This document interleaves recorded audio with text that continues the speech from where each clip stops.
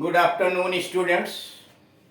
इस वीडियो के माध्यम से हम लोग मिसेलेनियस यूजेस यानी कई प्रकार के वाक्य जिसमें इट का प्रयोग हो, दैट का प्रयोग हो, कोरिलेटिव्स का प्रयोग हो, जोरदार कथन की बात की गई हो, सबको एक मिश्रित करके और विभिन्न प्रकार के वाक्यों को इस चैप्टर में डाला गया, जिसमें सी में 37 नंबर का सेंटेंस, मैंने खाना खा लिया है।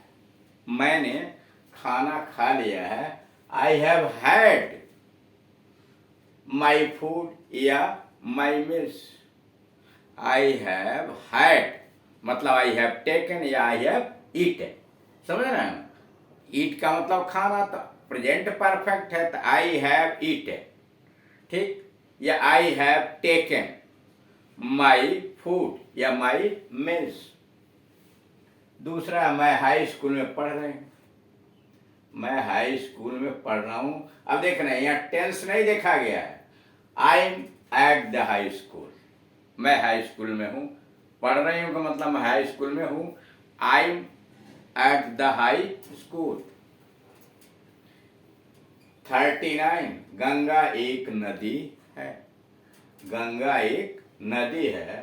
The Ganges is a river. जितनी भी बड़ी नदियां हैं उनके पहले द अवश्य लगाया जाता है। The Ganges is a river.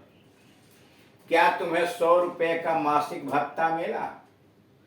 क्या तुम्हें 100 रुपए का मासिक भत्ता मिला? Did you get A monthly allowance of 100 rupees? क्या तुम्हें 100 रुपए का मासिक भत्ता मिला? Did you get A monthly allowance of 100 rupees? मैं 45 वर्ष का हूं। मैं 45 वर्ष का हूं। I am 45। I am 45। मैं 45 वर्ष का हूं। अगला है, मुझे सिर में दर्द है।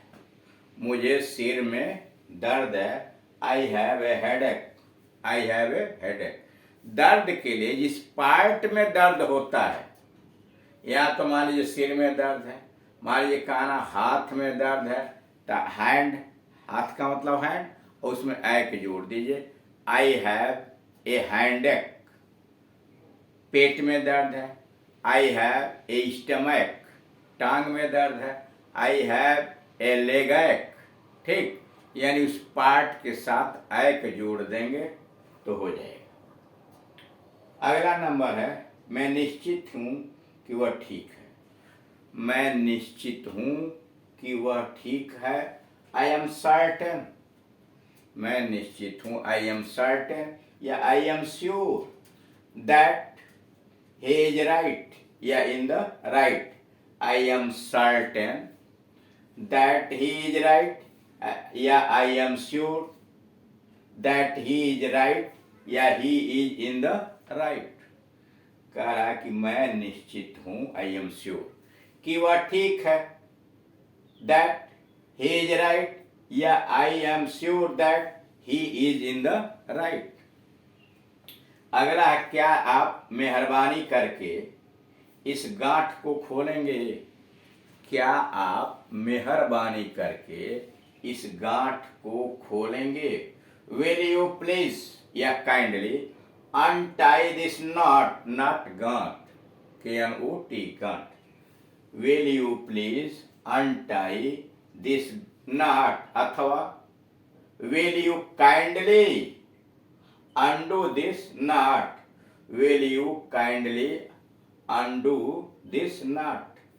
अगला है, हम शोर मचाने के अलावा कुछ नहीं कर सके। हम शोर मचाने के अलावा कुछ नहीं कर सके। We could not do nothing. हम कुछ नहीं कर सके। We could do nothing but make a noise. हम शोर मचाने के अलावा कुछ नहीं कर सके we could do nothing but make a noise. अगला है, इस पुस्तक का 10वां पृष्ठ निकालिए। इस पुस्तक का 10वां पृष्ठ निकालिए। Please open page 10 of this book. इस पुस्तक का 10वां पृष्ठ निकालिए।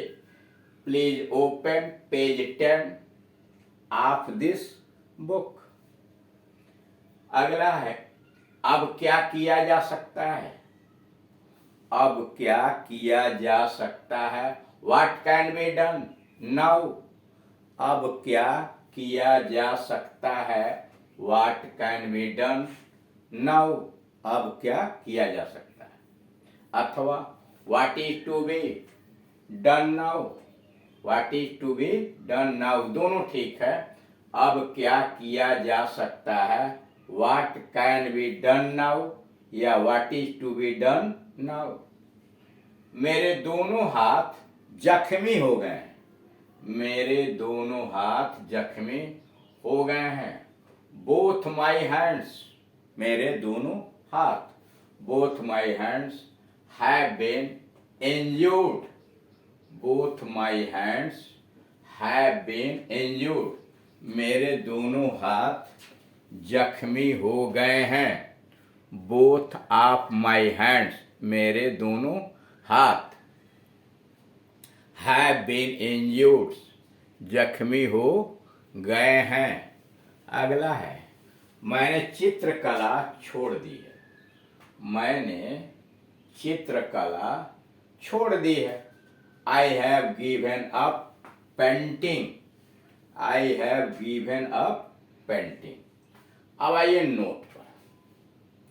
प्रोनाउन इट का यानी सर्वनाम इट का कई प्रकार से प्रयोग किया जाता है। प्रोनाउन यानी सर्वनाम जो इट है, इसका कई प्रकार से प्रयोग किया जाता है।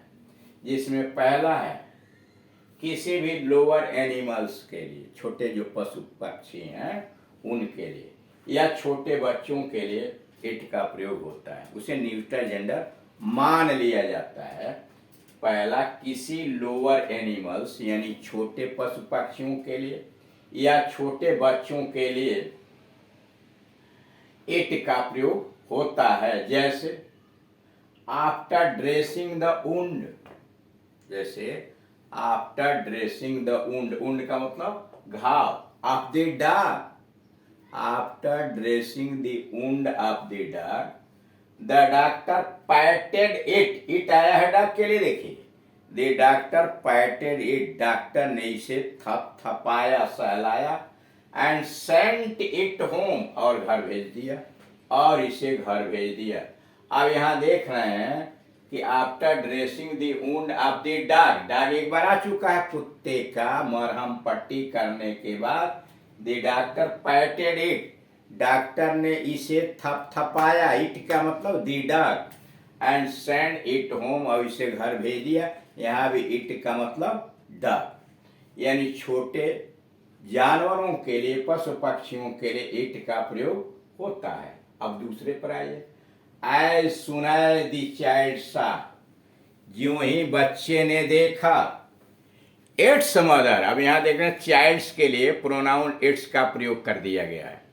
एज सून एज, ज्यों ही, the child saw its mother, ज्यों ही बच्चे ने अपनी माँ को देखा। इट जम्प्ड टू हर, उसकी तरफ झपटा। इट जम्प्ड टू हर, उसकी तरफ झपटा। As soon as the child saw its mother, ज्यों ही बच्चे ने अपनी माँ को देखा। इट जम्प टू हर, वह उसकी तरफ उछल पड़ा। अब दूसरा प्रयोग है, किसी नाउन या प्रोनाउन पर जोर देने के लिए भी इट आता है। किसी नाउन या प्रोनाउन पर जोर देने के लिए भी इट का प्रयोग होता है। जैसे इट वाज गांधी, अब गांधी पर जोर डाला गया है। It was Gandhi who started the civil disobedience movement, यह गांधी ही थे जिन्होंने नागरिक अवज्ञा आंदोलन की शुरुआत की। It was Gandhi who started the civil disobedience movement. यह गांधी ही थे जिन्होंने नागरिक अवज्ञा आंदोलन की शुरुआत की। अब तीसरा, मौसम की बात करनी हो, दिन की बात करनी हो, समय बताना हो, तो ऐसे जगहों के लिए आप इट का प्रयोग करते हैं, यानी मौसम, दिन, महीना, वर्ष, नेचुरल आपदाएं, इनकी बात करनी होती है तो आप इट का प्रयोग करते हैं। जैसे it is raining outside, it is Monday today, आज सोमवार है। It will be Tuesday tomorrow, कल रविवार होगा। इट वाज डार्क आउटसाइड, बाहर अंधेरा था। Children find it difficult to sit quiet, बच्चे शांत बैठना कठिन पाते हैं। अब पांचवा है, पहले कही हुई बात के लिए भी इट का प्रयोग होता है। जैसे he was in the wrong, वह गलती पर था, एंड ही रियलाइजेड इट, और वह इसे समझता है। यहाँ इट का मतलब that he was in the wrong. ठीक, थैंक यू।